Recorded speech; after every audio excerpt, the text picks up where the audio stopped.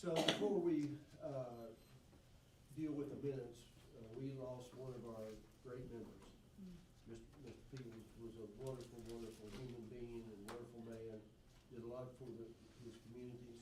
He and I had a lot in common because he was from Lynch, Kentucky, actually. And my mother and father lived in Lynch for a long time. My dad's first job was working for U.S. Steel.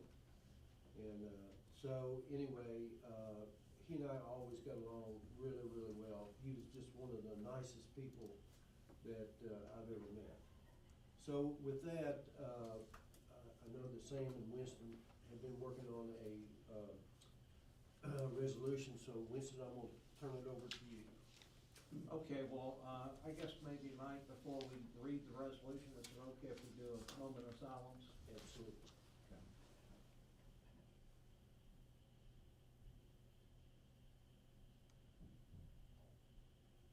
Thank you all. We were here at Kentucky Housing Corporation shocked yesterday morning to learn of the death of PG.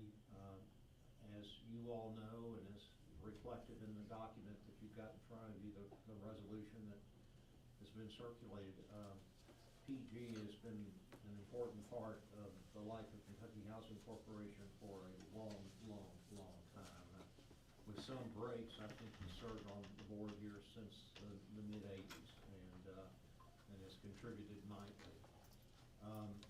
In a minute or two, we're going to show you a video of PG accepting an award that he was given. I think it's in 2018, the May Street Kid Award, and I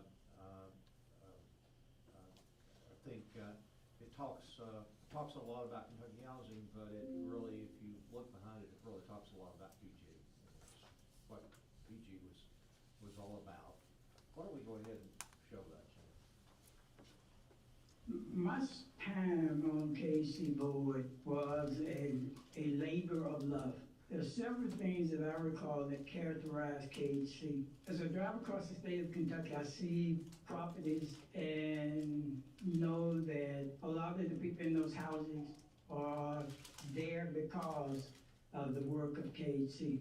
KHC also played a significant role in my personal career. It was KHC when we put together the Development Corporation in the Urban League back in the 80s. It was KHC who took the risk and gave us our first grant and our first construction loan. As I take my seat, I have to say to KHC people how much, as a board member, we get accolades for having served, but KHC staff and KHC members who I've had a chance to get to know, I just want you guys to know what a role you played in enhancing my life.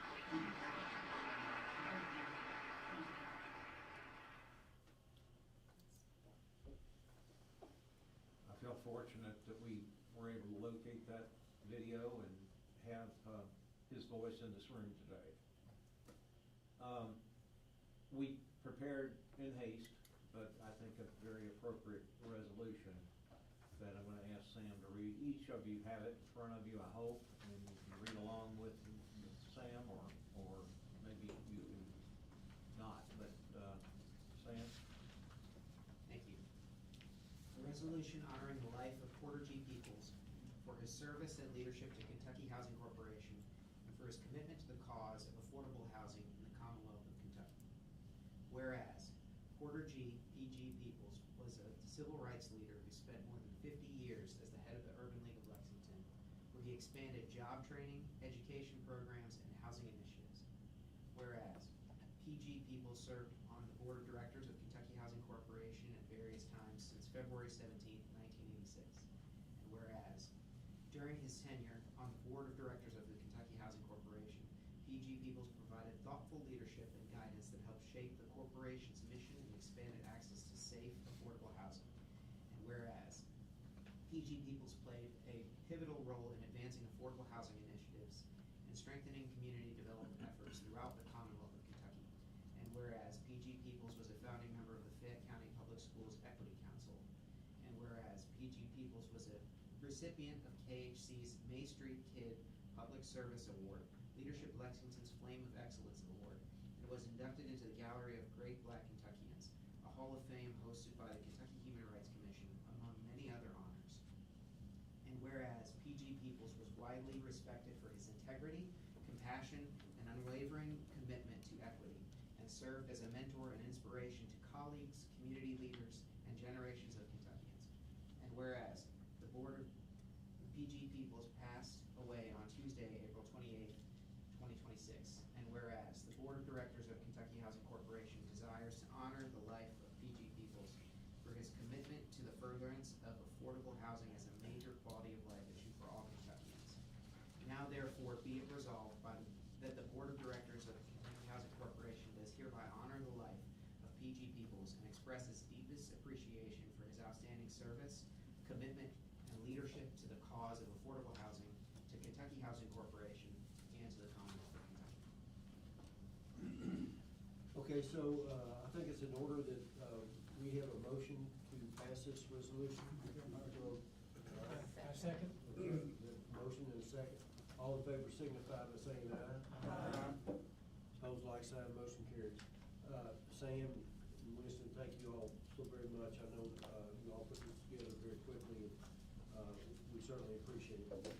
Any members would like to make any comment about Mr. Peoples? I'll open it up for any members, if anybody else wants to say anything at this point. Well, I met him at our conference back in August. We went out to eat and really got to know him. He was just a down-to-earth guy. Had a really good conversation, didn't we, Winston? Absolutely. Good time. We learned about his rabbit hunting. Talked about his rabbit hunting and his time in Lynch, Kentucky, where he grew up. Kathy? And I had interacted with Mr. Peoples for decades, and what an advocate of fair housing and opportunity for people, of all people, and, you know, just was a state avatar of civil rights. Wonderful human being. Yes, sir. Bruce? When he was sick, I went over and picked him up and left him and brought him to the meeting and took him back home. And he was sharing about being from Harlan County and his family, and he was showing me some pictures on his phone of over 200 shotguns he had. He said, Bruce, anytime you want to come by, I'll show you my shotgun. I appreciate that, Mr. Peoples. According to what he shared with me, he was an excellent leader in Lexington, Fayette County. And he was a super fan of UK basketball and a super fan of University of Kentucky. And I was honored just to know him the short time I have with him. Thank you. Thank you, Bruce. So, anyway, we've lost a great member of this board, and a great human being, and a great Kentuckian, and a great American. So, with that, we need to consider the approval of the minutes of the meeting held February 26, 2026. Okay, we have a And motion from did Mr. we Jones. vote on the resolution? Yeah, we did. We did. Oh, where was I? Missed it. Okay. Wake up. I think I raised my hand and everything, sorry. We gotta do those Lost in things my quickly. thoughts. You approved it. So, all right, we have a motion, do I have a second? A second. So, okay, I have a second from Marilyn, all in favor signify by saying aye. Aye. Opposed, like sign, motion carries. Okay, Wendy Smith, authorization to renew a personal service contract.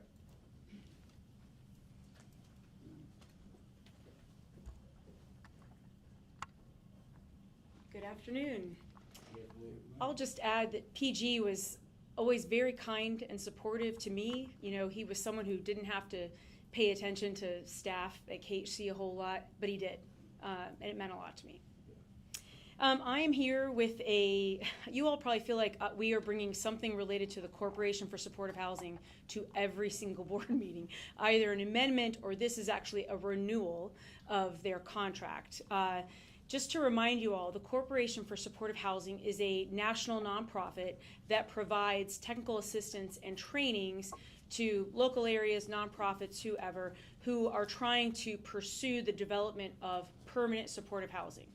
Permanent supportive housing is housing that is designed, staffed, and has services for people that, if they didn't have that structure and those services, in addition to the housing, would likely remain chronically homeless because often of mental disabilities in particular, sometimes physical disabilities, but it's often a mental disability.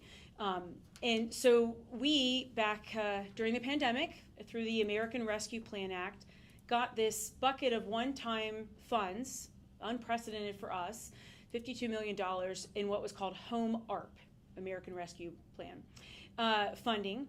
And we quickly engaged through a competitive RFP back in 2021, the Corporation for Supportive Housing.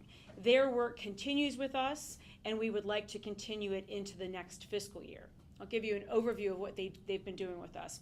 First, for 2 years in a row, they did what we called the Supportive Housing Institute, which was training for nonprofits, developers, and property managers, because supportive housing isn't like other rental housing. It's very different. You have to approach management differently, financing it differently, all of that. They also helped us create our policies and how to underwrite these projects and evaluate them.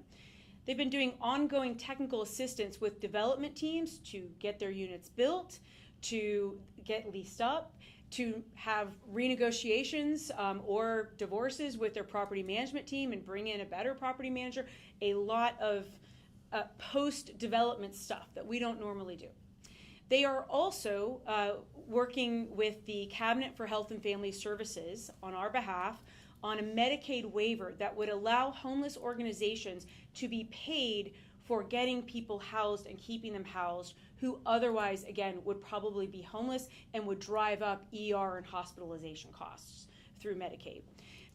And we are doing right now what we're calling the Medicaid Academy, which is trying to help homelessness organizations understand how to bill Medicaid or to work through another organization that already does billing with Medicaid so that they can get paid for those services. It's the hardest thing for us to cover in homelessness is the services piece. The other thing they are doing through our contract is working with the Louisville metropolitan region on a permanent supportive housing plan. Louisville really wants to increase their number of units. They want to kind of create a campaign and a plan to get there, and CSH is helping Louisville leadership map out that plan and make it like really steeped in reality and numbers. So we find this to be incredibly valuable. It's entirely covered by that Home ARP grant through the admin costs of that, and we want to keep the work going. We have deemed this, it's not, I don't know what the language is, that it's not practical or feasible to kind of reissue a competitive RFP. We want to keep the work going with CSH because they're building all of these relationships with our partners, with the Cabinet for Health and Family Services. It's just really important to keep the work going. So I'm here to request the approval of a new contract for FY 2027. Any members have any questions of Wendy? Wendy, this goes through fiscal year 27, right? Well, it actually will. I think it's a 2 or 3 year contract. I am honestly, let me say, I can't remember. Yeah, so it will keep the work going. I think it's a 1 year and it has the ability to renew for 2 more. Okay. I believe that's how it is. Apologies for that, yeah. Okay. If there are no questions, I'd entertain a motion. Madam Secretary, Kathy has a second. All in favor signify by saying aye. Aye. Opposed, like sign. Motion carries. Thank you so much. Thank you, Wendy. Okay, Terry Helton. Final resolution for Winterwood. Good afternoon, everyone. Believe it or not, I only have one item to present to you all today. So today we have the final resolution for our Winterwood, Kentucky portfolio number 4. Again, this is a conduit financing transaction for the development of multifamily housing projects. Under this program, tax-exempt bond authority controlled by KHC is provided to a developer to enable the multifamily project to be financed on a tax-exempt borrowing basis, and in combination with the 4% low-income housing tax credits, which provides project equity. The Winterwood Portfolio 4 is a project requesting bonding authority in the amount not to exceed $20 million This project received an inducement resolution at the September 30th, 2025 Board of Directors meeting. The project involves a rehab of 171 total units in Greenup, Perry, Pike, Floyd, and Knox counties in 6 separate low-income housing tax credit projects. And those are listed in your packet and on the screen. We also have the development team provided to you all in your packet. This is with Winterwood of Lexington.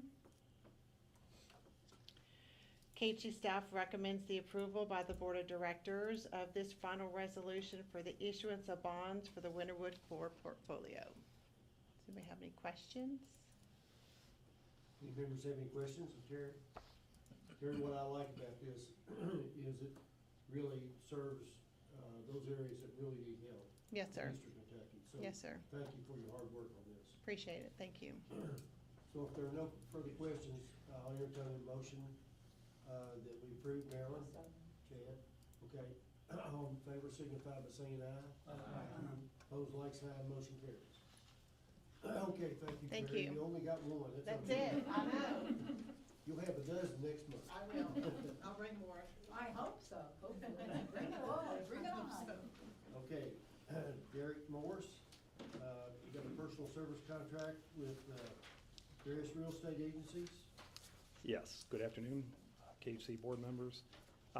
Kentucky Housing Corporation is requesting approval to enter into personal service contracts with various agencies and/or brokers to provide as-needed real estate services for the marketing and disposition of KHC's real estate-owned REO, single-family housing portfolio for fiscal year 2027. Following a request for proposal process in 2026, KHC selected 19 real estate agencies and/or brokers, as listed in the attachment to this resolution, to provide marketing and disposition services for KHC's REO single-family housing portfolio for fiscal year 2027. Kentucky Housing Corporation has the option of renewing the contracts for 2 consecutive years following the initial contract term. Each contract is listed as a sum not to exceed $400,000, but includes a provision that establishes $400,000 as an aggregate cap across all REO contracts. Now, that said, KHC recommends approval by the Board of Directors of Kentucky Housing Corporation of a resolution authorizing the corporation to enter into personal service contracts with 19 real estate agencies and/or brokers, as listed on the attachment, to provide marketing and disposition services to KHC for the REO single-family housing portfolio in a total amount not to exceed $400,000 for fiscal year 2027. Any members have any questions of Derek on this? Mr. Chairman, I do just, Sure. curious. So these represent all 120 counties? Yes, sir, they do. Okay. Thank you. Any other questions? If not, I'll entertain a motion that we approve this. All right, Heather, I have a second. Second. Second, Chad. All in favor signify by saying aye. Aye. Opposed, like sign, motion carries. Okay, Thank you. Derek, I think you got another one, don't you? Yes, sir. Yes, I do. Kentucky Housing Corporation requests authorization to amend fiscal year 2026 personal service contracts with Sterling and Reddig PLLC and Septimus Taylor PSC for legal representation in foreclosure and bankruptcy proceedings for Kentucky Housing Corporation. For fiscal year 2026, KHC originally renewed a contract for foreclosure and bankruptcy legal services for the mortgage servicing department with Septimus Taylor PSC in an amount not to exceed $750,000, and with Sterling and Reddig PLLC in an amount not to exceed $1.2 million for the fiscal year end 2026. The increase in fiscal year 2026 default servicing legal costs is primarily driven by a combination of higher costs per cases and an increased default related volume. Updated investor guidelines have expanded allowable attorney fees and costs, while the expiration of pandemic era loss mitigation options has also resulted in fewer successful workout resolutions and greater progression to foreclosure. At the same time, borrower affordability pressures and recent FEMA-declared disasters in Kentucky have contributed to elevated delinquency, foreclosure, and bankruptcy activity, all of which require more complex and longer duration legal involvement. Based on these sustained trends, additional contract authority is needed to ensure adequate coverage of the required legal services for the current fiscal year, as well as on an going forward basis. Important to note that a majority of these funds are for loan servicing legal representation are reimbursable by KHC by the insuring agencies. So that said, KHC staff recommends approval by the Board of Directors of Kentucky Housing Corporation of a resolution authorizing the corporation to amend personal service contracts for legal representation in foreclosure and bankruptcy proceedings to provide an additional $100,000 for Septimus Taylor PSC in an amount not to exceed $850,000, and provide additional $600,000 for Sterling and Reddick PLLC in an amount not to exceed $1.8 million for fiscal year end 2026. Yes, sir. Go ahead. Sorry. That's all right. So you sent out RFPs and at some point in time, because this is a renewal, right? Yes. But you sent out an RFP and they responded, and so it's a fixed fee, not to exceed regardless of what the volume is? That is my understanding of the budgeting part. Yes, it is. And midway through the year, some of our investors have changed their allowable fees, which has increased the amount that the attorneys can and should charge us, which is not something we could plan or budget for. So how would you, just curious, how would you evaluate that contract? Would you look at what the estimated amount of hours they spend and kind of come back into an hourly rate and see if the 850 or the 750 was? So the hourly, reasonable? their rates that they can charge us are set by investor guidelines. So those fees, we understand what they're going to be and what they're going to cost. Those are evaluated. Yes. So are they getting paid an hourly rate, or are they getting paid this flat fee to do the work? They're getting paid an hourly rate and a flat fee if the work exceeds a certain amount. They can receive no more than the amount that we're authorized to Okay. pay them. But if it were less than that, they're, okay. Yes. You answered. Yes. Yeah. Sorry. Kathy, go ahead. How many people are in jeopardy? In terms of Well, foreclosure, default and foreclosure are different, those are different Yes, things. yes. Yeah. I'm not saying it's avoidable, I'm just saying I like to know. yeah. So our current foreclosure ratio is 1.5% of our portfolio. So just 1.5% are currently in an active foreclosure. Our default ratio is currently just under 4% overall of our total portfolio. How does that, do you know how that compares to banks and We are, other lenders? yes, I do. I've never read lower. We're substantially That's lower. nice to hear. Yeah, versus the national average, we are substantially lower in both categories. I move to approve. Okay, we have a motion. Do we have a second? Okay, second, Secretary. All in favor, signify by saying aye. Aye. Opposed, like sign, motion carried. Okay, Derek, you got a three-peat. Thank you. Yes, sir. Yes, sir. I'll keep going. Kentucky Housing Corporation is requesting additional authorization to renew personal service contracts with Sterling and Reddick PLLC and Septimus Taylor PSC for fiscal year end 2027 for legal representation in foreclosure and bankruptcy proceedings for Kentucky Housing Corporation. Following a request for proposal process in 2024, KHC received 3 responses. KHC selected 2 firms for legal representation in foreclosure and bankruptcy proceedings for Kentucky Housing Corporation. Kentucky Housing Corporation has the option to renew the contracts for 2 consecutive years following the original proposal solicitation and evaluation process, and this will be the second renewal.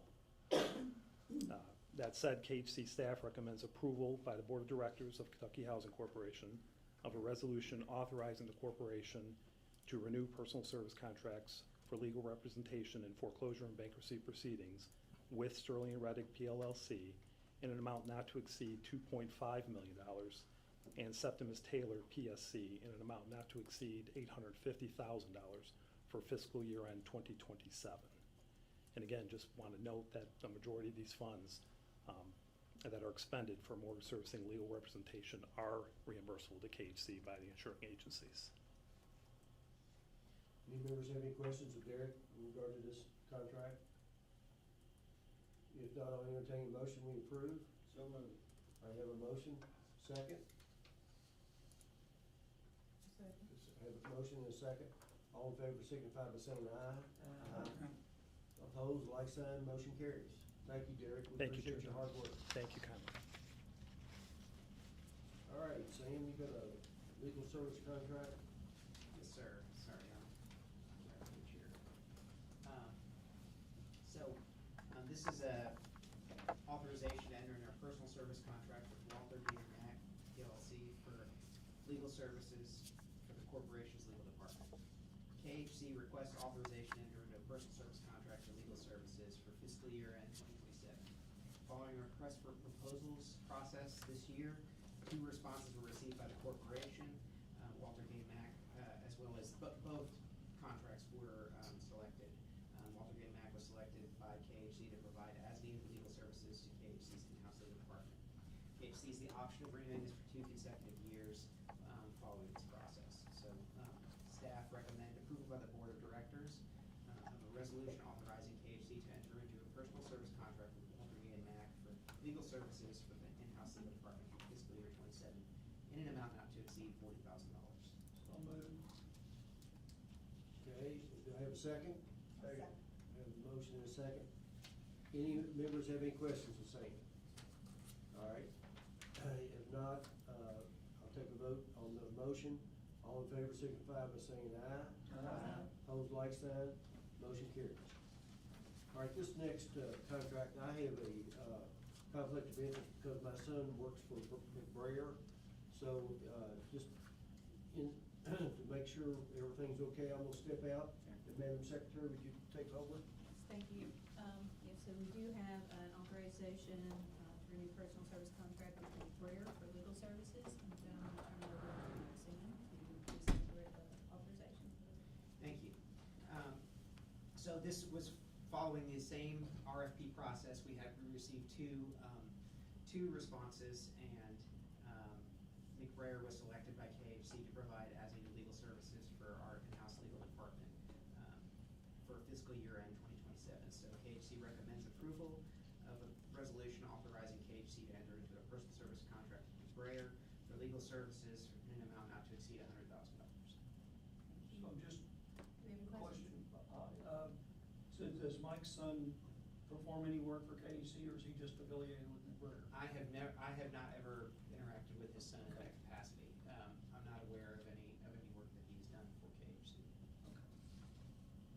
I moved to approve. All right, do we have a second? I'll second. Thank you. All in favor? Any opposed? Okay, passes. Thank you.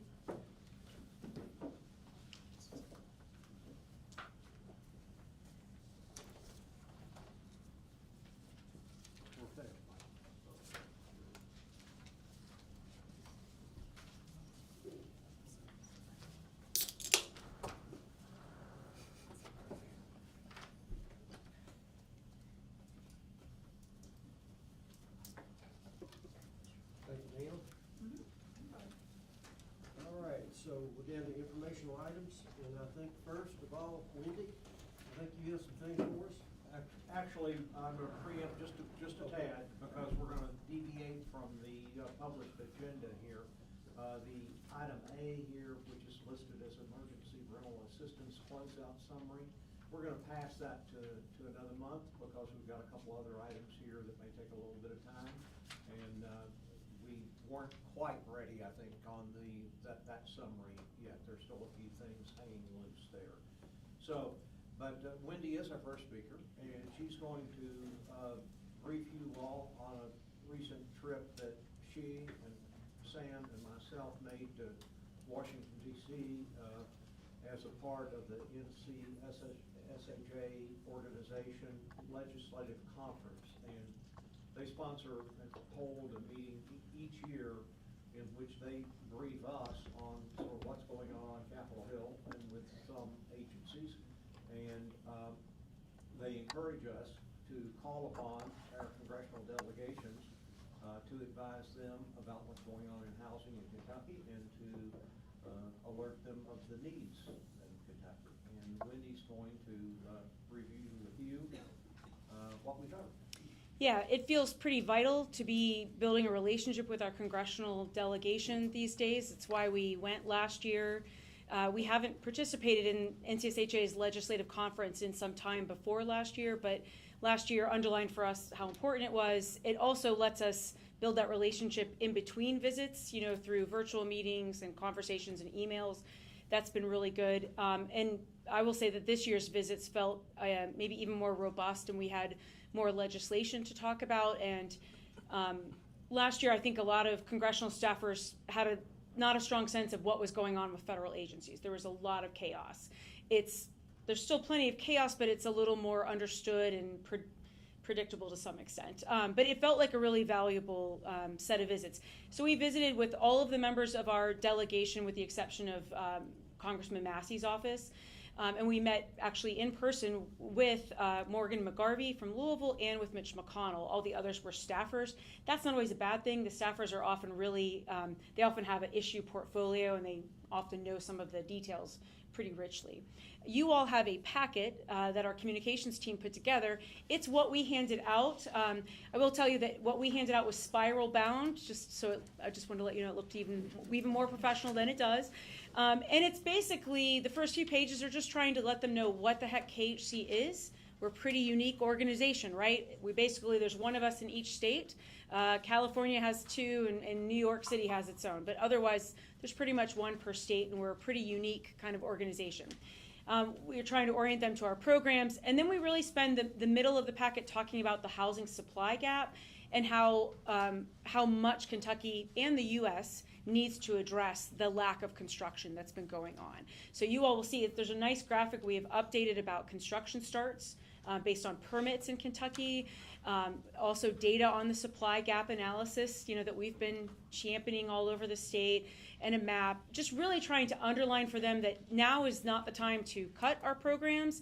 Now is the time to, at a minimum level, fund them, if not increase funding, and we need more tools to be getting more done, and that housing finance agencies like KHC are a great vehicle through whom to send more financing to get more construction happening in the housing sector for Kentucky and for other states. Our big message, again, was to ask them to sustain our funding. In particular, as you all may know, we've really had some fears about cuts to our homelessness continuum of care funding, so we highlighted that in particular. And then we really talked about 4 pieces of legislation that are listed and detailed in this packet, if you all want to know about them. And they are the 21st Century Road to Housing Act, the Affordable Housing Bond Enhancement Act, Neighborhood Homes Investment Act, and the Affordable Housing Credit Improvement Act. All of those would be very valuable. The first one, the 21st Century Road to Housing, would probably be the most impactful and is the one that's most likely to maybe get passed by both houses and make it through. It's already gotten through both sides. It's now potentially in a conference situation. So fingers crossed. Really needs to happen before the midterms, because anything after that is, kind of a crapshoot. Just a general idea of what we heard or what our conversations were like with the congressional offices. I will say that they made it clear that Congress does not intend to use the president's recommended budget as a guide for their budget. You will see a table in there that shows the president has again recommended zeroing out many of our programs. Congress did not follow that last year when it was recommended, and they made it clear they don't intend to this year. But that level funding is probably what we're looking at. And level funding is effectively a decrease, right? Because costs are going up. Level funding for so many years in a row is effectively a decrease in funding, but it's better than zero. The other thing is we heard just clear consensus that they understand that there is a housing shortage. They are hearing about it. They know about it. They're hearing about it from multiple constituents and organizations. No convincing had to happen around that. there was a sense that kind of previous inaction by Congress and these shutdowns have created an urgency to show some progress on something and to get something done, and that the Road to Housing Act might be the thing that kind of proves like they can still get something done. Again, I'm knocking wood. And then we emphasized all of the key legislation and talked with different offices about kind of their opinions, all that and stuff like that. Followed up with all of them about key information, and we got really good reception on this packet. They really liked it. They liked that it's in one place. And one staffer, Andy Barr's new chief of staff, who's pretty tenured in his overall experience, said it was one of the best that he'd seen. So kudos to our communications team and our corporate planning and accountability for putting it together for us. I'll stop there in case y'all have questions. Yeah, I've got a question. So a lot of times there's a separate state agency for every state. And while there's similarity, there are differences. Mm-hmm. So obviously we're very proud of ours, and we think we're best of class, and we do things the right way. How would the other states compare? And could it be, you could be a victim of association? I really don't think that's the case, Bill. HFAs in general are really well respected. Some do far fewer programs than we do, but they still do them really well. All HFAs do mortgage lending because that's why most of us were created, and all of them also do tax credits, for multifamily. Those have traditionally been very professionally run and well-respected programs that also don't show up in the federal budget, so they don't get the kind of scrutiny or being accused of being wasteful or that kind of thing as some other housing programs might. We do one of the widest portfolio of activities of any HFA just because we're so rural, and there aren't always cities or agencies to do the work other than KHC. I feel like HFAs are pretty well respected. I don't know if, Winston, you want to add anything, but that's definitely my... No, I would agree with that, and I would say that the association that organizes this, and of which we are a member, the NCSHA, I can never say it right, is staffed with very great professionals. They've got a pretty heavy staff. They cover a lot of different things, and they all really know their stuff. And they know how to work the hill. I mean, they know who the right people are on the various committees. They establish long-term relationships, and they do a very professional job. But in terms of other HFAs, I've been very impressed in my years here and attending various meetings with them. They know what to do. Yeah. I mean, they know what to do. Maybe a bit of evidence toward that is that in the mornings we had these kind of plenary informational sessions about the status of different pieces of legislation or different, things that were going on. And many members of Congress or their staffers came to present to us. I take that as them, believing it's a worthwhile audience to interact with. I see that as a good sign. Anything else? Any other questions for Wendy or Sam or me? If you have any questions about the particulars of the 4 bills that or pieces of legislation, I would suggest that the first person to start with is Sam. Yes. He certainly understands the details of what's in those much better than I do, and there's some interesting stuff coming down the road that'll take a little reading to digest it all and to be able to realize what the potential impact will be. And Sam did his best to summarize those in bullets in the packet if you want just a general idea of what each piece of legislation does. Exactly. With the budget, the general budget. Are you talking federal or state? Federal. Okay, Federal, yeah. State. A whole lot of other states give a whole lot of money into housing. Yes. Pardon me. But any spidey sense about will the budget that includes housing be in place before we all go insane? The sense that I got, and this is just an impression of mine, Right. no guarantees, is that I think with the shutdowns that have happened over the last few months, I think there's probably more of a desire to to get something accomplished sooner and not go through the pain of a shutdown again. You know, feelings about that could change over the next few months. You know, technically the budget should be passed by September 30th, because that's when the new fiscal year begins, federal fiscal year. But, you know, most of the time, most years, they'll pass like a continuing resolution to tide things over until they can pass a full budget. And, you know, housing and urban development is tied in with transportation on those subcommittees. So, you know, you might see individual departments get budgets passed at different timeframes. You know, I suspect that if they don't get something passed by that deadline, there'll probably be some sort of a continuing resolution along those lines.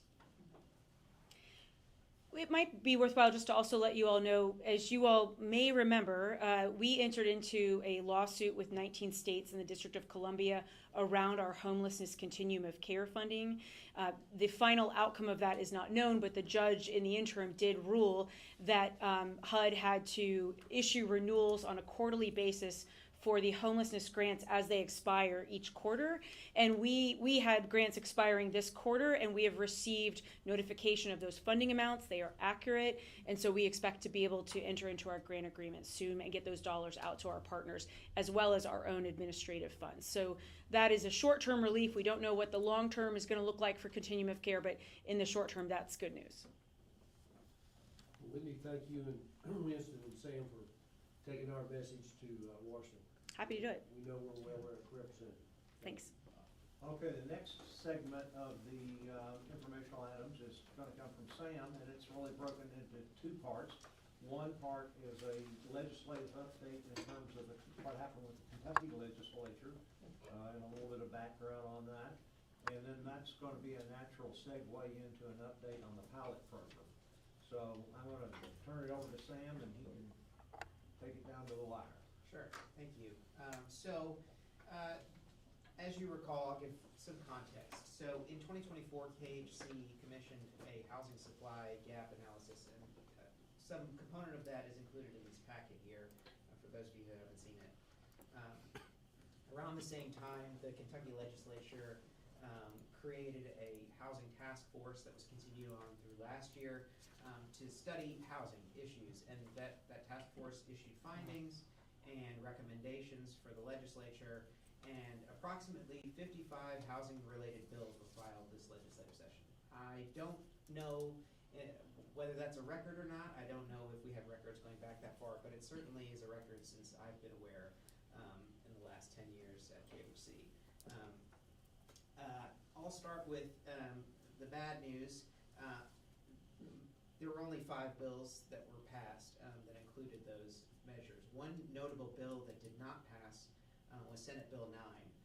This started as a residential infrastructure bill, and the House introduced a substitute that combined a lot of the other bill provisions into a single omnibus bill. It would have established the residential infrastructure development districts to provide for local housing incentive payments for residential development. It would have mandated increased transparency in the building code approval process and allowed for qualified third-party inspectors to perform plan review and inspections, modified zoning requirements to eliminate barriers to housing and speed up zoning change process, and create a process to expunge evictions and prevent minors from being named as defendants in forcible detainer actions, among other related bill provisions. There was one controversial provision that got added, which would have prevented local governments from regulating short-term rentals, and it seems like that was the item that prevented that bill from passing. It was unfortunate. A lot of the members of the Housing Task Force had championed these provisions in this bill, and we were disappointed that it didn't make it through. We're hopeful that the provisions in this bill provide some basis on going forward for the legislature to consider potentially next year, but we were a bit disappointed that one didn't get through. The ones that did get passed that relate somewhat to housing, HB 900 included appropriations for one-time funding for various initiatives, and within that there was $2.5 million to the Affordable Housing Trust Fund in each year for 2 years, so $5 million total for the Affordable Housing Trust Fund. They included other direct appropriations to housing entities and specific housing development or programs in this bill and other bills. So like direct appropriations for Family Scholarhouse and other organizations that do housing work. House Bill 333 passed, which was Yes in God's Backyard. That's the colloquial name for it. This would allow affordable housing that's developed by a religious developer to not be subject to permitting requirements under certain circumstances. Another bill that passed relates to environmental covenants in SB 222, allows the Energy and Environment Cabinet to reduce or remove a land restriction if the environmental covenant is no longer necessary and certain new procedural requirements have been satisfied. And the legislative discussion around that bill described removing these covenants to allow for housing developments. HB 869 relates to certified mixed-use development tax credit. This bill established a tax credit for mixed-use rehab of a qualified abandoned building that will serve at least 2 of 3 purposes: commercial purposes, residential, or retail. So that could incentivize some new housing for existing units that are being used, existing buildings that are being used, excuse me. SB 197 included $10 million in funding for a new residential housing infrastructure fund, but the governor's line item veto removed the terms the residential and infrastructure fund to leave only housing. So the way it reads currently is that it appropriates $10 million to housing. This could potentially provide additional flexible funding for housing programs, but it remains to be seen. And then House Bill 757 included a number of provisions, but one of which it revises the historic tax credit program to allow for a 30% tax credit for owner-occupied property or commercial residential property, which is affordable to households earning 80% AMI or less.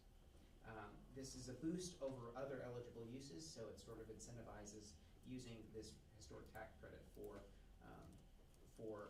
residential purposes. And it also includes KHC in that process. We would help the Kentucky Heritage Council in administering the certified rehabilitation credit. There was one other change to HB 757 that relates to what I'm going to talk about next. So since we, well, before I move on, are there any questions about that? Okay. Well, since we last reported to the board on the status of the pilot program, KHC staff have been working to refine the program and its guidelines. As part of that process, we've had conversations with various stakeholders regarding the program, its impact, and potential issues the program might have in its implementation. During this process, there was one particular provision that was identified as potentially posing a challenge in the way KHC was going to structure the pilot program, particularly when the lessee was a for-profit entity. And most tax credit developments in Kentucky make use of a limited partnership or a limited liability company model for structuring these transactions. In conversations with the Finance Cabinet staff, the issue was raised in the context of a lawsuit on appeal involving the Department of Revenue. The fact pattern in that case isn't analogous to KHC's implementation of the program, as it deals with an entirely different ownership structure, but the question remained regarding whether the tax exemption of the leasehold interest in for-profit entities under our proposed structure. So we've continued to have conversations with stakeholders as we work to find a resolution to this, and while we were in the process of determining how to do that, the General Assembly passed included a provision in HB 757 that allows for leasehold interests owned by partnerships to be exempt from property tax if it's subject to an extended use agreement in favor of KHC, such as the housing tax credit restrictive covenant. The development results in an increase of at least 48 units of housing, and there's a written consent from the county judge executive and mayor. So we're grateful to the General Assembly for implementing this provision. The statutory change goes into effect January 1st, giving us time to build up the program and work with developers in the process, but we intend to seek formal authorization from the board next month to implement the program with those changes. These are really important changes. Anybody have any questions? It basically allows our pilot program to go forward. Yes, right? yes. So I want to compliment you, Sam, and I also thank you for keeping me up to date on these things.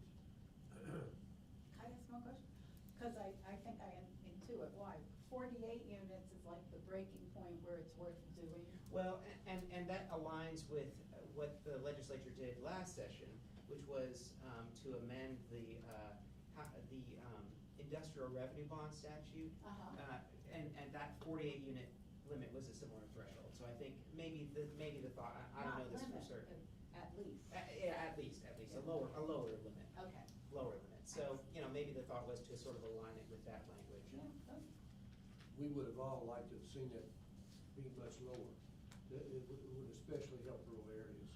Oh, okay, I thought maybe financially it didn't work if it was too few. Well, that's part of the problem, you know, but I'm anyway. sorry.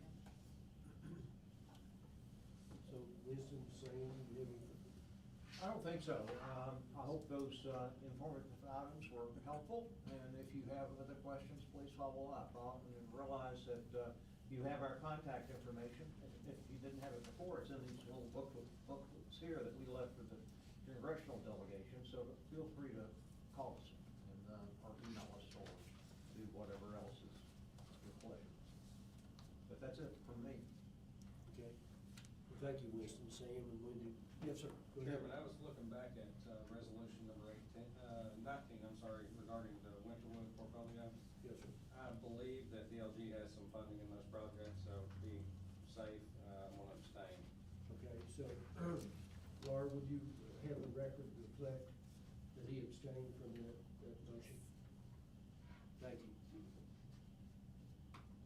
So before we go on, items from the board or staff that not on the agenda, Kathy? Hi, and I think people in KHC know this organization, Gathering Strength. They received the Robert Wood Johnson grant to assess the need for housing that is accessible for people who, with a disability. And their first report is coming out in June, and just to get them started, they are assessing the need for wheelchair accessible living units in Louisville compared to the number of people who are in wheelchairs and living in the community. And the gap is, as you can imagine, I think it's like there's 5,000 units and there's 18,000 people. And so that report's coming out, and I would like, if it meets all our standards, to consider appending that to our housing needs survey at some point. And I would love to see, and I think you've had Liz Fust before, to have at our annual meeting something that focuses on that. And I am understanding that the Ohio Housing Finance Agency is adopting some new guidelines on what accessible is, and that maybe bring them in for that panel and maybe understand. I understand that we had suggestions. We have some requirements, some suggestions, and maybe some of that needs update, and I think you guys are already kind of working with this group, but now there's going to be a report. There's a tangible thing, and that we can start to build on. Because as I said, who did I say it to? I said to Mike, well, we already asked for the moon. Let's ask for the moon and the stars, right? Let's get all the housing and how we need it. Thank you. I think it would make sense to feature that at the conference, because it ties nicely to what we did last year. We might also want to bring it to the Housing Policy Advisory Committee. Yes.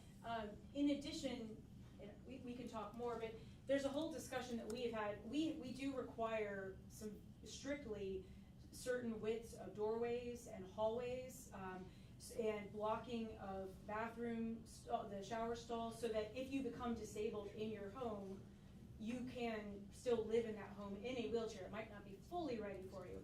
But next to that, we have this issue where we do require accessible units when there's a certain number of units and it has federal funding, but getting a match within a reasonable lease time proves a challenge. So sometimes we have an accessible unit, stays vacant, and then we end up leasing it to a non-disabled household because we can't let it stay vacant for too long. Right. So like really trying to problem solve some of that stuff would be good too. Right, yes, all of that. And Liz said she'd drive up here in her van.